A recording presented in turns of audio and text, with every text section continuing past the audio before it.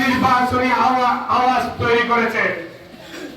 আমরা ফ্যাসিস্ট স্বৈরাচারী শেখ হাসিনার আমলে 17 বছর ভোট দিতে পারি নাই। জাতীয়তাবাদী দল বিএনপি তথা তারেক রহমানের নেতৃত্বে সারা বাংলাদেশের মানুষের ভোটাধিকারের জন্য আন্দোলন সংগ্রাম আমরা করেছিলাম।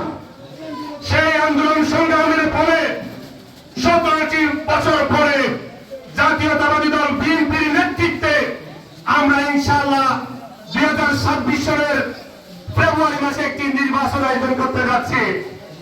প্রিয় সমাবেশ, আপনারা জানেন বাংলাদেশ জাতীয়তাবাদী দল বিএনপি বাংলাদেশে যতবারই ক্ষমতার মসনদে ছিল ততবারই বাংলাদেশের মানুষ সুখে শান্তিতে ছিল।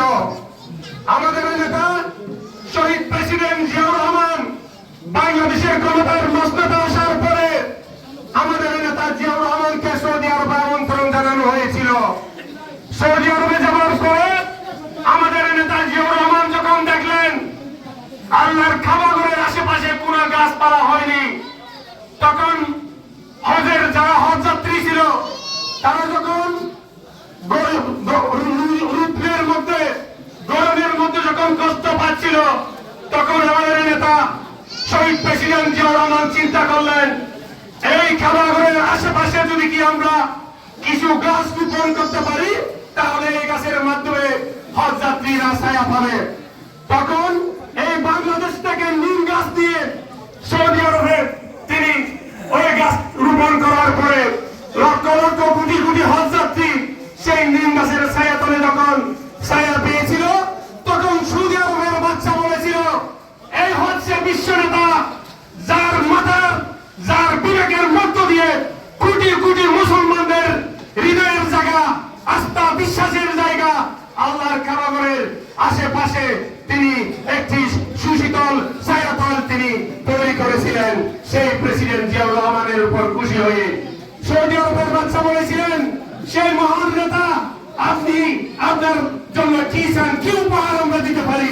তখন আমাদের নেতা শহীদ প্রেসিডেন্ট জিয়াউর রহমান বলেছিলেন আমি বাংলাদেশের গণমানুষের নেতা, আমার ব্যক্তিগত কোনো চাওয়া পাওয়া নাই। আমি চাই আমার দেশে যে শ্রমশক্তি, আমার দেশে যে মানব সম্পদ আছে, আমার দেশ থেকে যদি কি আপনার দেশে কিছু মানুষ এখানে কাজের জন্য আপনারা নিতেন তাহলে আমি আমার এই কাজের জন্য উপকৃত হতাম, আমার দেশের মানুষ উপকৃত হতো। তখন থেকেই এই বাংলাদেশে হাজার হাজার মানুষ, লক্ষ লক্ষ মানুষ সৌদি আরবের বাদশা নিয়ে গিয়েছিল। আজকে যারা আপনারা আজকে যারা আমরা এখানে তার সুফল ভোগ করতেছি। প্রিয় ভাইরা, আপনারা জানেন সৌদি আরবে হাজার হাজার মানুষ, বিশেষভাবে পিএমকারীর অনেক মানুষ সৌদি আরবে আমরা চাকরি করি। এই অবদান হচ্ছে একমাত্র জাতীয়তাবাদী দল বিএনপি, এই অবদান হচ্ছে একমাত্র আমাদের দল শহীদ প্রেসিডেন্ট জিয়াউর রহমানের। তাই আমি সকলকে বলবো, আপনারা জানেন আমাদের নেতা লুৎফর রহমান কাজল তিনি 17টি বছর উনার বাড়ির দরজা উনি বন্ধ রাখেন নাই আমাদের জন্য। তিনি একমাত্র নেতা সারা বাংলাদেশে যার দরজা 17টি বছর একদিনের জন্য বন্ধ নাই। সেই নেতার নেতৃত্বে আমরা কক্সবাজারের জাতীয়তাবাদী দল বিএনপি আমরা ঐক্যবদ্ধ ছিলাম। আমি সকলকে বলবো আগামী যে জাতীয় সংসদ নির্বাচন হবে সেই জাতীয় সংসদ নির্বাচনে সকলেই ঐক্যবদ্ধ থেকে প্রতিটা বাড়ি বাড়ি গিয়ে আমাদের নেতার জনাব লুৎফর রহমান কাজলের জন্য তথা দানিশ শীষের জন্য আমরা ভোট প্রার্থনা করব।